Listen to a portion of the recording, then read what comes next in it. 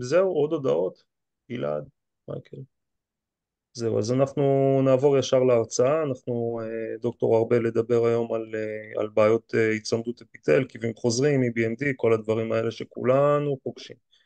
איתמר, אני מעביר אליך את השרביט, בהצלחה. תודה יואב. טוב, אז כמו שפרופסור נחום אמר, נדבר היום על הפרעות האחיזה של אפיטל הקרנית, משהו שכולנו רואים לא מעט במהלך הימים שלנו במרפאות. ההפרעות האלו בקרנית נגרמות על ידי מספר פתולוגיות, שיחד כולנו מכירים אותם בשם היותר שכיח, recurrent coronary erosion syndrome, כולן מאופיינות בחיבור לא טוב בין האפיטל והסטרומה בקרנית, מה שלפעמים גורם לאירועים של התנתקות של האפיטל ואירוזיות קרנית חוזרות. המצב הזה קורה יותר בעשור החמישי לחיים, קצת יותר אצל נשים. אפיטל הקרנית שלנו עמוד לשכבת הבאומל ולסטרומה שמתחתיו באמצעות איזשהו קומפלקס הצמדה שמורכב מהמידיזמוזומים של התאים הבזליים, מספר משפחות של מולקולות הצמדה וסיבי קולגן. יש כל מיני שינויים פתולוגיים שמפחיתים ופוגעים ביכולת, בבת האחיזה של האפיטל. ממברנת בסיס פגומה, המידזמוזומים חסרים או פגומים, וחוסר של סיבי קולגן. בנוסף, אנחנו יודעים שאצל מטופלים עם recurrent coronary erosion היו רמות גבוהות של MMPs בדמות. אצל מטופלים שסובלים מ-NGD ורוזציה קיימת גם שכיחות גבוהה יותר של אירוזיות. המיקום של האירוזיות הוא בחלק התחתון של הקרנית, זה מוסבר בעיקר על ידי המגע בין הדמעות של אותם מטופלים שכמו שאמרתי מכילות מתווכים פרודלקטיים, ציטוקינים, MMPs בכמות מאוד מאוד גבוהה, וגורם לזה, מעודד את זה. פעילות יתר של האנזימים האלה בעצם מפריעה לתהליך של הרפטליזציה, הם בעצם מפרקים מחלבוני הגינה, קולגן, למינין, פיברונקטין, ויכולים להביא לאירוזיות. במהלך השינה, שזה בעצם רוב המטופלים שלנו, ככה הם מגיעים אלינו, במהלך השינה העיניים סגורות, אין אוויר בין האפפיים לדמעות, המתח הפנים של הדמעות יוצר אטימה של הליד מרקינג. הקה פתאומית של האפפיים יוצרת כוח גזירה, שבעצם גדול וחזק יותר מהכוח הצמדות של האפיטל לממברנת הבסיס שלו, וזה בעצם מה שעלול לגרום. המצב הזה מאופיין בהתקפים חוזרים של כאב חד במהלך הלילה, או ממש בזמן של הפתיחה של העיניים, אודם, פוטופוביה, דמעת, כולכם ראיתם.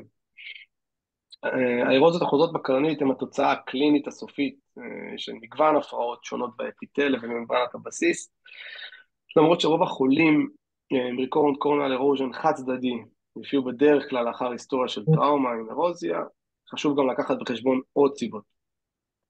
לחלק אותם לראשוניות ושניוניות, הראשוניות כוללות הפרעות גנטיות, בעיקר דיסטרופיות של הקרנית, מערבות את האפיטל, ממברנת הבסיס או את הסטרומה הקדמית, הן בדרך כלל יהיו דו-צדדיות, סימטריות, יכולות לקרות במספר אזורים בקרנית, מאוד נפוצה ביותר היא ה-EBMD שכולנו מכירים גם כן. ההפרעות השניוניות בממברנת הבסיס, יכולות יותר, בדרך כלל נרכשות, מופיעות בעין אחת, לרוב מוגבלות למקום אחד, וטראומה קלה לאפיטל היא השכיחה ביותר. טראומה מהווה בין 40 ל-70% מהמקרים, EBMD בין 20 ל-30, שאר הסיבות הרבה פחות שכיחות, אבל כמובן שצריך לתת עליהן את הדעת.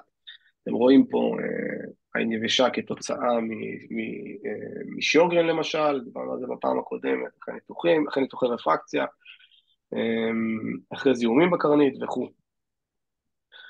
ההתפתחות של אירוזיות חוזרות לאחר אירוזיה טראומטית בקרנית, קורית את המטופלים.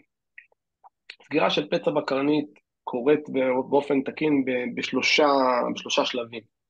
בהתחלה יש לנו נדידה של תאים פרודלקטיים אל האזור של הפצע, לאחר מכן שגשוג של תאי אפיטל בזלים ותאים לימבליים שמשלימים בעצם את החסר ברקמה, ובסוף תהליך של הצמדות של כל השכבות של הקרנית שנוצרו. הטראומה הזאת לקרנית גורמת לתסמונת בגלל שאין לנו, שחלק מהתאים מפתחים איזושהי חוסר יכולת להיצמד, ליצור ממברנת בסיס תקינה, ואין לנו בעצם הצמדות בין השכבות השונות לבאומן, מה שגורם לזה שיש לנו אירוזיות חוזרות. יש לנו פגיעה בכל הקומפלקס שעליו דיברתי קודם, ההמידזמוזומים, הקולגן, כל מה שמעגן תאי הבסיס של האפיטל דרך ממברנת הבסיס לבאומן בעצם. EBMD היא דיסטרופיה שמתאפיינת בתהליך ייצור ותפקוד לקוי של ממברנת הבסיס באפיטל. היסטוריה של אירוזיות חוזרות דו-עיניות צריכה להכשיל אותנו על ההימצאות של המחלה הזאת. תאי אפיטל של המטופלים האלה מייצרים ממברנת בסיס אבנורמלית באזורים שונים באפיטל, וחוסמים את התהליך נדידה התקין של התאים האלה על פני השטח. תאי האפיטל שבעצם כלואים, מתנוונים, יוצרים מיקרוציסטות, שלאט לאט מגיעות בהדרגה אל פני השטח. המעגל הזה נמשך לאורך זמן, ויכול להביא להיווצרות של מיקרוציסטות, שינויים מורפולוגיים, שאנחנו מאוד, שרואים לא מעט את אותם מטופלים, שינויים מורפולוגיים אפיטליאליים, תת-אפיטליאליים, מה שנקרא מפדות, פינגרפרינט, שאתם רואים פה למטה. האבחון של אותם מטופלים מתבסס על הסיבות ועל האופי של האירוזיה הראשונית. אם אנחנו לא נמצא איזשהו מקור ברור על האירוזיות, על הסלית, נחפש את הסימנים שציינתי והראיתי מקודם. זה בדרך כלל ייתן לנו את ההבחנה. במקרים שיש לנו חשד לאירוזיות חוזרות, אבל אנחנו לא רואים דפקט אפיטליאלי, אפשר לעשות מבחן האחיזה עם וקסל, אפיטל רופף, חולה, יתקלף בקלות, ויעזור לנו בעצם להגיע להבחנה. מטרה של הטיפול אצל אותם מטופלים היא לעודד ראפיטליזציה וליצור ממברנת בסיס תקינה. טיפולים השמרניים, שרוב המטופלים בעצם יפתור להם את הבעיה, יכוונו בעיקר לריפוי של פגמים קטנים יחסית, פחות מרביע אחד של הקרנית, בלי הסננה כמובן. אנחנו נתחיל עם לובריקציה, עם איזושהי משחה אנטיביוטית לפני השינה, לפעמים אפילו בתדירות יותר גבוהה, כדי בעצם למנוע את ההצמדות של האפאף לאפיטל. מי מלח יעודדו את ההצמדות של האפיטל, וזה כך שהם יגבירו את האוסמולריות של הדמעות, יפחיתו את הבצקת, והייבוש של השכבות היותר חיצוניות בעצם יחזקו את האחיזה של התאים. כמובן גם טיפול ליובש, למשל עם רסטזיס, יפחית את החיכוך של הקרנית. חשוב מאוד להדגיש, כי זה קורה המון במרפאות, שהמטופלים האלה חושבים שאתה נותן להם טיפול, ואחרי שבועיים הם פתאום לא מרגישים כלום ומפסיקים את הטיפול. חשוב מאוד להדגיש להם על החשיבות של ההתמדה בטיפול הזה. כמה חודשים, כמובן להחזיר אותם לביקורות, והוצאה שימושית נוספת שאני אומר לכל המטופלים שלי, בעיקר אלה שאני רואה שזה קרה להם, או שהם מתארים את זה שזה קורה להם בבוקר, לפתוח את העיניים שלהם לאט לאט בבוקר, לפתוח בהדרגה את האפף התחתון, לאפשר בעצם הפרדה יותר הדרגתית ואיטית של הלחמית הטרסלית מהאפיטל. יכול להיות שההפרדה האיטית הזאת בעצם תקנה את האירוזיה. כמובן אם מתפתח פגם יותר גדול, מטופל מאוד מאוד כאוב, אני אניח חדשה טיפולית, זה יעשה להם פלאים לכאבים, וכמובן שקצת יזרז את הריפוי, אבל החיסרון, את העובדה שיש לנו סיכון מוגבר לזיהומים, אני בדרך כלל משחרר אותם גם עם אנטיביוטיקה, אין לי הרבה כאלה, יש לי שני כל 6 שבועות, להחליף את העדשה, ואני גם עושה להם אלטרנציה עם האנטיביוטיקה. כמובן, אלה לא יצא להם שפיתחו לי הסננה, אבל אלה שכן יכולים לפתח הסננה, לטפל בהם כמובן, כמו שמטפלים בכל הסננות. חולי עיניים יבשות כרוניות שמגיעים אלינו בכמויות, אנחנו באמת גם נטפל, והריקורנט קורנל אירוז'ן שלהם באמת תמיד, נשתיל גם פלאגים פונקטליים, זמניים, קבועים, ציינתי קודם את אלה שיש להם, שמגיעים עם שיוגרן. תרומוטולוגי, אופציה סופר טובה וחשובה נוספת, החומרים שיש לנו, שמרכיבים את הסרום, ויטמין A, EGF, איברונקטין, בעצם מעודדים ומאיצים את התהליך של ההיצמדות והריפוי, וכמובן השומנים שיש לנו בסרום גם יכולים לשמש תחליף לשומנים שמיוצרים בבלוטות האימבומיון, כי אמרנו שהרבה מהאנשים האלה גם עם MGD. בהמשך לזה, MGD ובלפריטיס, אצל מטופלים MGD ובלפריטיס אנחנו רואים בעצם איזושהי שכיחות גבוהה יותר של recurrent coronary erosion. אותם מטופלים בעצם מכילים, יש להם בדמעות כמות מוגברת של ליפזות חיידקיות, חומצות שומן, אינטרלוקינים, ואני שומע, נועה נראה לי שמדברת עליי, נועה, שמאוד מפריעים לריפוי של האפיטל במקרה של אירוזיה. ולכן אנחנו נטפל במצבים האלה בצורה די דומה, היגיינת אפיים, שימוש בטטרציקלינים, בסטרואידים. השילוב הזה בעצם יעכב את הציטוקינים הפרודלקטיים ואת ה-MMPs, ובעצם יאיץ את הריפוי. וגם יכול למנוע הישנות, יש לנו כאלה שמקבלים גם טיפולים לאורך חודשים. השתלה של ממברנה אמניוטית היא אופציה נוספת, כאמור לממברנה אמניוטית יש השפעות אנטי-דלקתיות, אנטיוגניות, והיא מכילה גם גורמים שגם כן מעגבים את ה-MMPs. אופציה נוספת היא הפרוקרה, ממברנה אמניוטית מלאכותית, אני חושב שמי שהקשיב לזומים שלנו כבר שמע על זה בעבר בכל מיני מקרים אחרים, זה ממברנה אמניוטית מלאכותית שמורכבת על טבעת פלסטיק, ומוכנסת לעין כמו... וכמובן במידה וכל האופציות הקודמות האלה לא הפסיקו את ההתפתחות של האירוזיות, אנחנו נפנה לאופציות הכירורגיות, קילוף אפיטל רופף, עם או בלי קרטקטומיה שטחית, עם או בלי שימוש בדיימונד דסבר, עם או בלי anterior stromal puncture, PTK, שאני מקווה שפרופסור נחום גם ידגיש, יוסיף על זה עוד קצת בסוף המצגת. קילוף אפיטל אנחנו נבצע במקרים שיש לנו אזור גדול של אפיטל שהוא רופף ומובילי בזמן שהמטופל מעפף, כמובן שזה יפחית לו מאוד את הכאב, ויכול במקרים יחסית, נקרא לזה, בחלק יותר קטן מהמקרים גם לגרום לאיזושהי החלמה, אבל הבעיה בהליך הזה זה שלא באמת מבוצעים שינויים משמעותיים לשיפור ההצמדה באפיטל, או במבנים היותר עמוקים בקרנית, ולכן לא תמיד הוא יצליח לגרום להפחתה בכמות של ההתקפים. כמובן שלאחר הטיפול נניח עדשת מגע טיפולית, וניתן אנטיביוטיקה. SK, עם או בלי שימוש של דיימונד דסבר, הוא אופציה נוספת, אותם מטופלים שסובלים מאירוזיות חוזרות בכל מיני אזורים בקרנית, אין להם איזושהי היסטוריה של טראומה, ואזורים גדולים יותר של אפיטל לא סדיר ורופף. אנחנו מניחים שאם אנחנו נסיר את ההסדירויות באפיטל, תתאפשר צמיחה של האפיטל בצורה תקינה.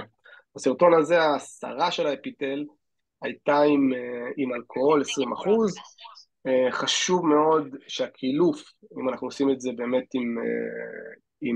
עם הלהב, לא יתבצע בזוויות שיגרמו לסריטות מיותרות בקרנית, ולאחר מכן, כמו שאתם רואים בסרטון, גם עושים 3-4 מעברים על הקרנית עם הדיימונד דסבר, כדי בעצם ליצור שם משטח יותר חלק וטוב.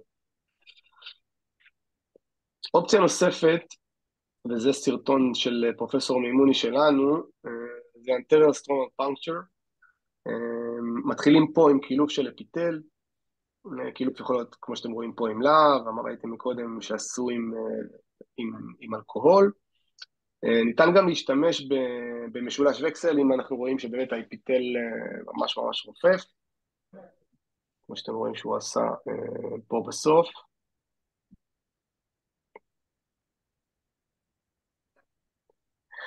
לאחר מכן אנחנו לוקחים מחט 25 גייג', מכופפים אותה בקצה לכיוון אחד, ובבסיס לכיוון השני, קצת להקל עלינו לבצע את הפונקצ'ר.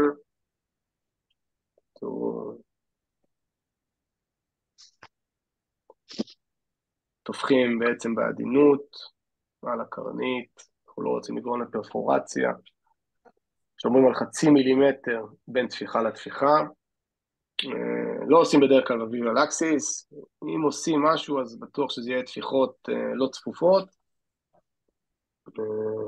כמו שאתם רואים שנעשה פה, ובסוף בעצם נניח עדשת מגע טיפולית כמו בשאר המקרים. לאחר הניתוח נתחיל טיפות מקסיטרול ותחליפי דמעות, תהיה לנו ביקורת שבוע ו4 שבועות אחרי זה עם טייפרינג דאון של המקסיטרול, העדשת מגע הטיפולית נשאיר בדרך כלל 4 שבועות. אופציה נוספת היא הפוטותרפוטי קרטקטומי. הרעיון הוא שהפוטואבלציה החלקית עם האקזיימר, החלקית של הבאומן עם האקזיימר, תיצור משטח פיטל, בתקווה עם איזושהי תאחיזה יותר תקינה. זה סרטון שמציג PTK טרנס-אפיתליאלית, זה מעט שונה, זה היה פה לפרוטוקול קצת שונה, לא מצאתי סרטון שעשה את זה למישהו עם recurrent coronary erosion, אבל זה מטופל עם מחלירויות סטרומליות בקרנית. אצל מטופל עם recurrent coronary erosion, האפיתל הפגום מוסר כמו שעשינו מקודם, ואז נבצע פוטואבלציה בקוטר של 7 מילימטר מרכזיים, ובעומק של 8 עד 10 מיקרון, בעצם עומק חלקי של הבאומן. בפוטואבלציה הזאת הרקמה בעצם הופכת ממוצק לגז, תהליך יותר מדויק, מקומי, כמובן שאנחנו לא גורמים לנזק טרמי לרקמה, כמו שקוראים לייזרים אחרים, אנחנו יוצרים איזושהי הפיכה של מוצק לגז, וזה הרבה יותר מדויק ולא גורם לו לבעיות. בסוף הטיפול, כמו בכל שאר הטיפולים שהזכרתי מקודם, נניח עדשת מגע טיפולית ונתחיל עם טיפות אנטיביוטיקה וציקלופלגיה. קבוצת חוקרים מכאן, פרופסור מימוני שלנו, ביצעה השוואה בין 3 קבוצות שקיבלו טיפול שונה ל-recurrent corneal erosion. קבוצה אחת טופלה באמצעות PTK עם קילוף בעזרת אלכוהול, קבוצה שנייה טופלה עם קילוף אפיטל בעזרת להב, ולאחר מכן בוצע ASP, כמו שהראיתי מקודם, וקבוצה שלישית טופלה עם קילוף אפיטל, ולאחר מכן שיוף עם דיימונד דסבר. מה שהם מצאו זה שאחוז החזרה של האירוזיות היה 29% בקבוצת הקילוף אפיטל עם ה-ASP, 9% בקבוצה עם השימוש בדיימונד דסבר, ו10% בקבוצת ה-PTK. מבחינת תופעות לוואי, מקרים של הייז תת קליני, ובקבוצת ה-PTK היו גם 2 מקרים של שיפט היפרופי, כאמור כתוצאה מההשטחה המרכזית בקרנית. כבר היום יש מכשירים שלוקחים בחשבון את ההשטחה הזאת וגם מטפלים בזה.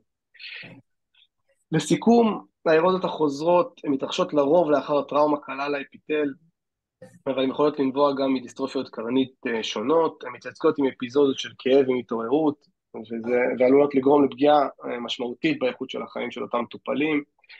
בדיקת העיניים ממש חשובה כדי למצוא בעיקר שינויים עדונים שקשורים לאיזושהי טראומה בעבר או ל-ABMD.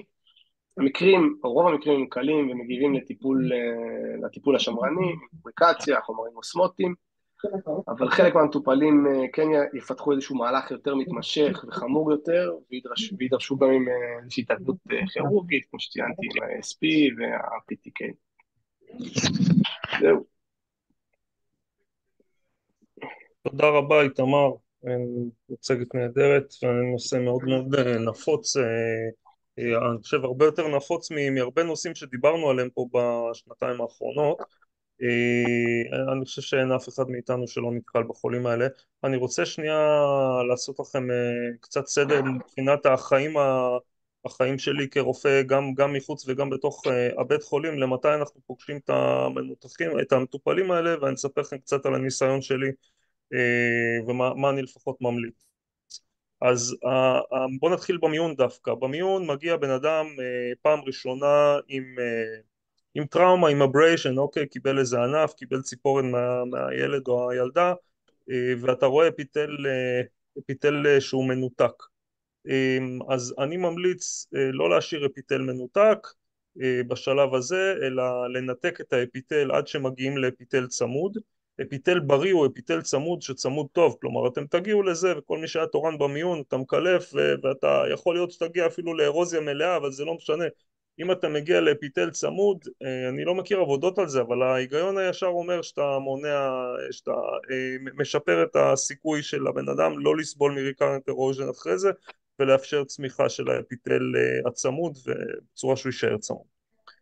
בשלב הזה אני לא ממליץ לשים עדשת מגע, כי זה בדיוק כמה שעתיים אחרי שהציפורן שם עם כל הג'יפה נגע, או העץ או משהו כזה, ויכול בהחלט להיות שיש מיקרואורגניזמים על הקרנית, ומיקרואורגניזמים בלי אפיטל יחד עם עדשת מגע זה מין שילוש כזה שאני לא אוהב. בדרך כלל רוב האנשים מרפאים אירוזיות ואתה לא שומע מהם בחיים. הפעם השנייה שאתה יכול לפגוש את האלה שכן מפתחים בעיות זה שוב במיון. בן אדם מגיע עם recurrent erosion, הוא הגיע עם recurrent erosion ואז אחת מן השתיים. למיון בדרך כלל החבר'ה עם הכאבים החזקים מגיעים עם אפיטל פתוח. עם אפיטל פתוח כשיש כבר ממש אירוזיה, שוב אני ממליץ כן לקלף את האפיטל, כי פשוט האפיטל הפתוח המנותק זז והוא כואב מאוד, ואז לקלף, להגיע לאפיטל בריא, ואז אני כן ממליץ לשים עדשת מגע טיפולית ולשים אותה. אני מבחינתי זה אקסיומה שאני שם עדשת מגע טיפולית ליותר מיממה, אני מצרף לזה אנטיביוטיקה, בדרך כלל אופלוקס, אפשר 3 פעמים ביום, זה לא יותר מדי מקשה, ואני לא זוכר שראיתי בסצנריו הזה זיהום בזמן האחרון. אני מדבר על מקרים שבהם זה כן קורה, שאני לא ממליץ. ואז כן לשים עדשת מגע לפחות לשבועיים. העדשת מגע בעצם מונעת את התלישה המכנית לפנות בוקר של האפף היבש שפשוט תולש את האפיטל, ופשוט מהווה מכניקל ברייר, וזה גם כמובן מאוד מוריד את הכאבים. אפיזודה שנייה, כלומר סצנריו שלישי, זה שמגיע לך בן אדם, הטראומה עצמה הייתה, נדבר על פוסט טראומטי, הטראומה הייתה לפני כמה שבועות ועכשיו הוא מגיע לך עם אפיטל מנותק, אתה רואה צביעה שלילית בפלורסאין, אתה רואה אפיטל נייד, אבל האפיטל סגור. אם האפיטל סגור אני לא פותח אותו, אני לא פותח אפיטל סגור, אלא שם עדשת מגע, אפשר לתת סלין היפרטוני גם כן, ומשאיר עדשת מגע. אם הוא כבר יודע לעשות אירוזיות חוזרות אז אני משאיר עדשת מגע גם כן, או שבועיים אם זה התקף ראשון, או אפילו חודש, או אפילו חודשיים ומחליף אחרי חודש. אוקיי, זה הטיפול השמרני מבחינתי ב-recurrent erosion. עכשיו recurrent erosion מחלה שיכולה להיות שקטה כמה שבועות ואז פתאום להרביץ כמה התקפים, היא יכולה להיות חודשים ארוכים, ראיתי אנשים שאפילו שנה שנתיים סובלים מזה. בדרך כלל האנשים האלה לא, הרבה מההתקפים הם כאבים של חצי שעה שעה, האפיטל לא צמוד אבל הוא לא נפתח, אז זה לא מביא אותם למיון והם מאוד סובלים. וזה כבר הסצנריו הרביעי, שזה חבר'ה שאני פוגש במרפאה כמה חודשים אחרי הטראומה או אפילו שנה שנתיים אחרי הטראומה, והם מספרים לי תקשיב אני לפנות בוקר קם עם כאבים מאז שקיבלתי את הטראומה, או אם זה EBMD אז בלי טראומה, ויש לי את ההתקפים האלה, ניסיתי כבר עדשת מגע, ההתקפים חוזרים כל פעם שאני מוריד את העדשת מגע או שהם מופיעים למרות העדשת מגע, ואז אני הולך לדברים האחרים. ואז אני רוצה לדבר כבר על הטיפול הכירורגי. טיפול הכירורגי, אנחנו בדרך כלל מה שאנחנו מלמדים את המתמחים שלנו זה שאם יש אזור מנותק שהוא מחוץ לציר הראייה והוא ממוקם, וזה בדרך כלל מדובר על המקרים הטראומטיים, אוקיי? כלומר אין איזושהי בעיה גלובלית של EBMD או בעיה אחרת או דיסטרופיה אחרת, אז אפשר לעשות ASP. אם יש לך איזשהו אזור פרצנטרלי קטן שתמיד אותו אזור עושה בעיות כי שם נגע הציפורן של הילד, אז בסדר, אז אתה יכול לעשות שם כמה אפליקציות של כמה דקירות של ASP, זה לוקח ממש דקה על הסליט-למפ, וזה אחלה והתוצאות תוצאות טובות, וזה גם לוקח שנייה, זה לא מתזז את המטופל עכשיו לעשות PTK במכון לייזר ולנסות לקבל החזרים אחרי זה, תכף נדבר על זה. אם יש הפרעה שמערבת את ציר הראייה, או אם יש הפרעה גלובלית, כלומר הפרעה שהמקור שלה הוא לא טראומטי, אז הפתרון הטוב, וזה שלפחות לי יש ניסיון טוב איתו, זה PTK שהוא לא טרנס-אפיטליאלי. אני במקרים האלה מוריד את האפיטל, אוקיי? נדבר, אני מקווה שנוכל לדבר אולי על לייזר, נעשה אולי איזה שיעור על לייזרים ואז נדבר על PTK, מתי מורידים אפיטל, מתי לא מורידים אפיטל, אבל בגדול בבעיות אדהזיה הוא בא להוריד אפיטל ולטפל ישירות על הבאומן, בעוד שבאחירויות קרנית, צלקות קרנית ואי רגולרית של הקרנית, להשאיר את האפיטל ולהשתמש בו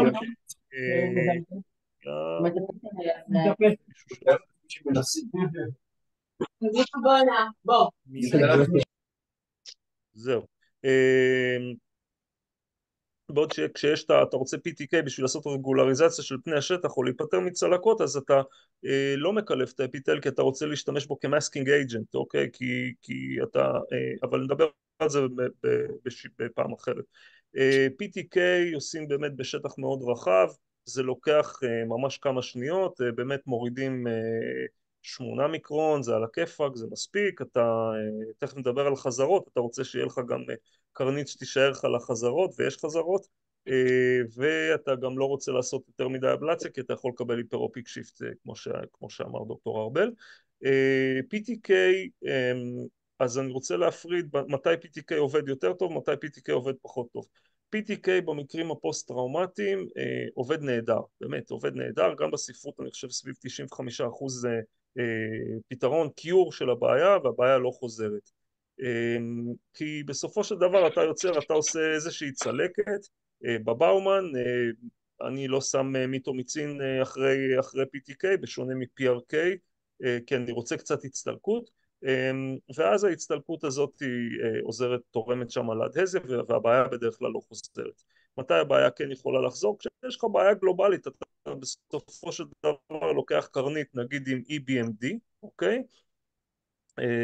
תכף נדבר על הדיסטרופיות האחרות מאוד אולי. ללמוד סתם.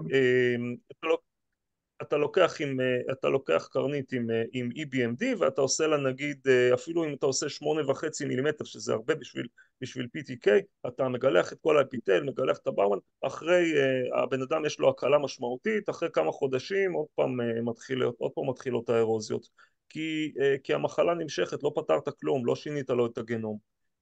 וכבר יצא לי לעשות פעם שנייה PTK כבר בשתי העיניים, יש לי מטופל שבכל עין כבר עשינו לו פעמיים PTK, עשיתי לו פעמיים PTK, היה לו הקלה לאיזה שנה ואחרי זה שוב המחלה חזרה, ואתה רואה עוד פעם את כל המפדות פינגר פרינט, כל הדברים, הכל חוזר, וזה מבאס כמובן.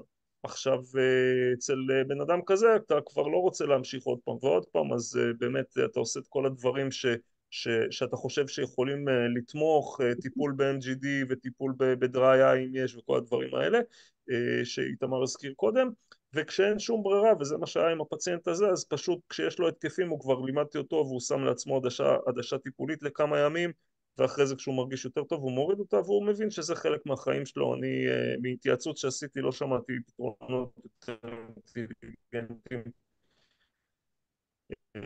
למצבים כאלה, אבל רוב מטופלים למצבים כאלה. אגב, יש הרבה חולים שאנחנו פוגשים אותם עם EBMD מאוד נרחב, שלא עושים קורנל אירוז'נס, ואני לא יודע למה יש כאלה שכן עושים ויש כאלה שלא עושים, ואנחנו רואים אותם לפני ניתוחי קטרקט. אתם רואים חבר'ה עם EBMD נוראי, עם מלא מלא אזורים תת-אפיטליאליים של צ'וקמקים, זה יכול להפריע לראייה, זה יכול לפגוע במדידות, אבל זה חבר'ה שלא עושים אירוזיות. עכשיו, יש עוד דיסטרופיות שיודעות לעשות אירוזיה, למשל דיסטרופיות כמו גרנולר דיסטרופי, שהיא הסטרומלית הנפוצה ביותר, וגם לטיס, יודעים לעשות recurrent erosions, וזה חלק מהסימפטומטולוגיה שלהם. הבעיה היא שכשאתה עושה טיפול לייזר למטופלים כאלה, אתה יכול מאוד מאוד להחמיר את הדיסטרופיה שלהם, עד כדי כך שבארצות הברית יש קיטים לפני רפרקטיב סרג'רי למציאה של מוטציות ב-TGF בטא. אז זה לא שיצא לי להיפגש, בכל אופן לעשות את זה, בכל אופן מחלות מאוד נדירות, אבל כשאני במעט מקרים שכן ראיתי עם recurrent erosion ואנטריור סטרוmal דיסטרופי, אז אני נותן להם עדשות מגע או סקלרליות או רכות, וזה גם עושה להם רגולריזציה של פני השטח ומשפר להם את הראייה עד שאין ברירה ועושים השתלת קרנית, וזה גם מייצב להם את הקרנית. דיסטרופיה האחרונה שאני רוצה להזכיר, זה לא בעצם לא רק דיסטרופיה אלא בצקת קרנית, אם זה מפוקס דיסטרופי או אם זה מ-PBK, אנשים עם קרניות בצקתיות, האפיטל הזה לא יציב, יש בו שלפוחיות והשלפוחיות האלה מתפוצצות. במטופלים כאלה אני כמובן הדבר הנכון זה לפתור להם את הבעיה, אוקיי? סלין היפרטוני למי שיש כבר בולוס קרטופתי בדרך כלל לא מזיז לו, אוקיי? יכול אולי לעזור טיפ טיפה לאנשים עם פוקס שיש להם פלקטואציות בבוקר גם על זה היה מחקר לא מזמן שהראה שזה לא משפר להם את האיכות חיים, אבל אני עדיין נותן, זה מקצר להם קצת הפלקטואציות, אבל מטופלים עם בולוס קרטופתי אתה צריך לעשות להם דיסק או דימק, אוקיי, כדי לפתור להם את הבעיה, ועד אז אני issues with my מאוד מאוד CMPA. מציע, המטופלים האלה Huh? מאוד מועדים No, I was לזיהומים, just writing אוקיי, them a ראינו question, לפחות wondering why instead of 100. שלושה, נהיה מישהו מדבר? ראינו לפחות שלושה ארבעה מטופלים בבלינסון בשנתיים האחרונות ש-PBK ובשביל הכאבים הם קיבלו עדשת מגע טיפולית והזדהמו למרות האנטיביוטיקה שהם קיבלו, אוקיי? אלה מטופלים שמזדהמים. אז אני לא מציע, אני בוודאי לא מציע לקלף להם את האפיטל כי זה לא עוזר, המחלה היא לא אפיטליאלית, היא אנדותליאלית, אז אל תקלפו להם את האפיטל, האפיטל הוא הפלסטר הביולוגי הכי טוב והוא מגן עליהם, ופשוט צריך לזרז להם את הדימק או את הדיסק לפני שהם מזדהמים.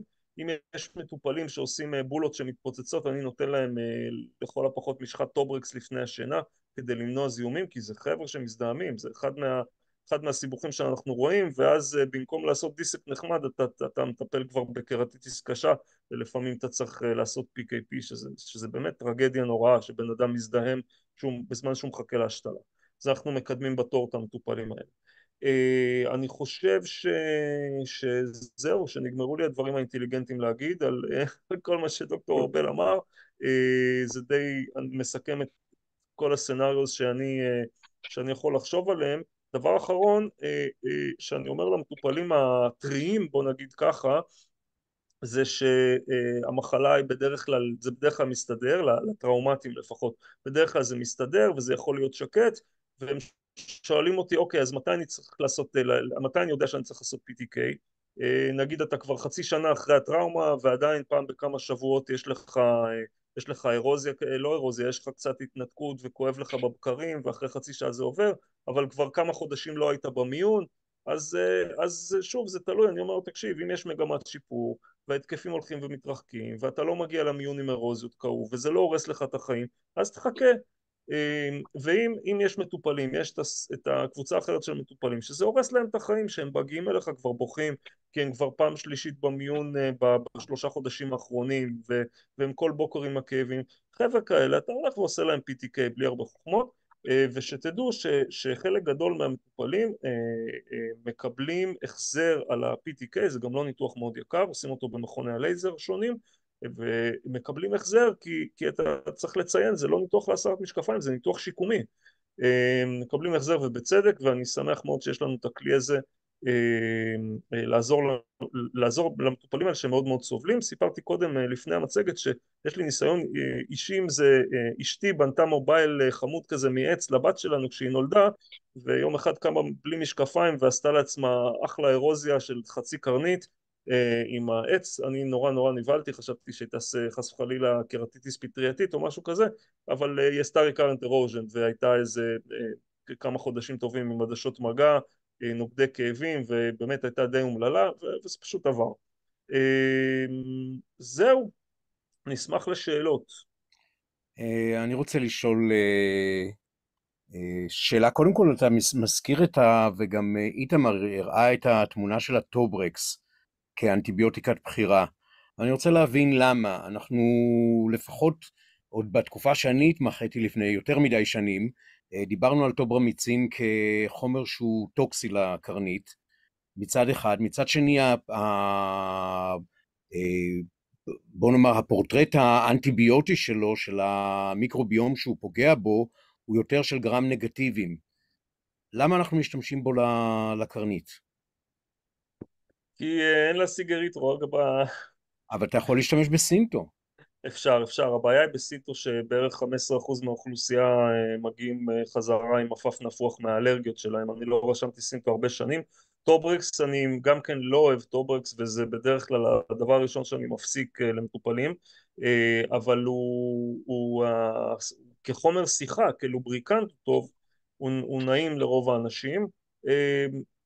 זהו, והוא פשוט מפחית, הרושם שלי שהוא מפחית עוד לא ראיתי מטופל עם PBK שהזדהם שמקבל טוברקס לפני שנה. אבל אפשר כמובן לתת גם טיפות, לא צריכים משחה. כן. עוד שאלה אחת אולי יותר תיאורטית, איתמר בתחילת ההרצאה דיבר הרבה על הקטע של ה-MMP ושל החומרים הפרו-דלקתיים שמשתתפים בתהליך. ורציתי לשאול האם במקרים כאלה, אנחנו יודעים שבדרך כלל סטרואידים אנחנו נמנעים מלתת באירוזיות כי הם מאיטים את ההחלמה. האם במקרים כזה יש טעם לתת סטרואיד במינון נמוך, אם כל האלמנטים האלה מפריעים בהחלמה של האירוזיות התחתונות? אין לי ניסיון עם הנושא הזה, אבל והאמת שזה היה לי חדש כשאיתמר דיבר על זה, ואז מה שעלה לי בראש שאולי זה תוצאה פשוט, כי כמו שיש כאב, יש בעצם אינפלמיישן. אם יש אפיטל שהוא לא תקין והוא רופא והוא זז והוא נפתח, אז זה נשמע לי הגיוני שיש שם MMP. אני מתקשה להאמין כאילו שזה הסיבה ולא התוצאה. אני חושב שקודם כל סטרואידים במינון נמוך אני מאוד מאוד אוהב למחלות תנאי שטח דלקתיות. קשה לצאת מהחדר שלי בלי איזה FML קטן של פעמיים בשבוע, להתחיל קצת יותר גבוה ולרדת לפעמיים בשבוע. האפיטל, באמת יש עיכוב של האפיטליזציה במתן ממושך של יותר בוא נגיד שבועיים של סטרואידים, אבל אני לא יודע אם זה עושה עיכוב גם באדהזיה, שזאת הבעיה במקרה הזה. אני לא נותן סטרואידים במטופלים האלה כי יש להם אירוזיה, וכשהם סוגרים את האירוזיה הכאב נעלם. כלומר אני לא מתייחס את זה כאל מחלת תנאי שטח דלקתית, אלא אם האטיולוגיה היא דלקתית. אם יש למישהו באמת איזושהי בלפריטיס איומה ונוראה והוא מגיע עם מרג'ינל אלצרס או דברים כאלה, אז כן, אבל זה לא הפרק הזה. זה אדהזיון, זה לא אדהיז'ן. אני לא ראיתי בעיות אדהזיה במטופלים עם MG. זאת הייתה הכוונה, אולי לא עשית ההפרדה, זאת אומרת, הכוונה הייתה בעצם לטפל בסיבה האטיולוגית. זו הסיבה שהזכרתי את זה כאיזושהי אנטיטי שאנחנו רואים אצל מטופלים עם עין יבשה האחרון, זאת הכוונה. לא כחלק מטיפולים מראש. בוודאי שאנחנו רואים אירוזיות, אבל אנחנו לא רואים בעיות אדהזיה. כלומר אני לא זוכר שראיתי שלפוחיות. כלומר עכשיו אגב עוד סצנריו שלא דיברנו עליו זה שהזכרת, זה מטופלים אחרי לסיק ו-PRK, במיוחד אחרי PRK. אז אחרי PRK בדרך כלל המטופלים תוך יומיים שלושה סוגרים את האפיטל, לפעמים קצת יותר, אבל ה-PRK הזה הוא לא בוגר, הוא ילדותי. והוא נוטה להתנתק בכל מגע דק, ומשום מה המטופלים אחרי PRK נורא אוהבים לשרוד את עצמם עם הבקבוק ולהעיף לעצמם את הזה, ואתה רואה אותם בחודש הראשון לא מעט באים עם אירוזיות חוזרות, ואז אתה מקלף, כן או לא, שם עדשה, ובאמת שהמטופלים אחרי PRK האפיטל שלהם נמוך. עכשיו בלסיק עוד אחד מהדברים שלמדנו זה שבלסיק יש מגע מכני עם הקרנית. אנחנו שמים וקום על הקרנית, והוואקום הזה והתזוזות והמפסק לפעמים יוצרים אירוזיות, ואתה ממש לא רוצה אירוזיה בלסיק כי הבן אדם מצפה שלא יכאב לו, אז פתאום כן כואב לו והוא מצפה לא לצאת עם עדשת מגע, ואז יוצא עם עדשת מגע. אז מה שלמדנו, אחד הדברים שמאוד עוזרים חוץ מלעבוד בעדינות, זה לא לשים כמעט לוקלין, רק ממש שנייה לפני הפעולה, לא לשים הרבה לוקלין, כי הלוקלין מרפא את האפיטל. אפיטל שאתה שם עליו כמה פעמים לוקלין הוא יורד בקלות. ראינו את זה גם אחרי זריקות אבסטין, אנשים היו מגיעים עם אירוזיות ענקיות.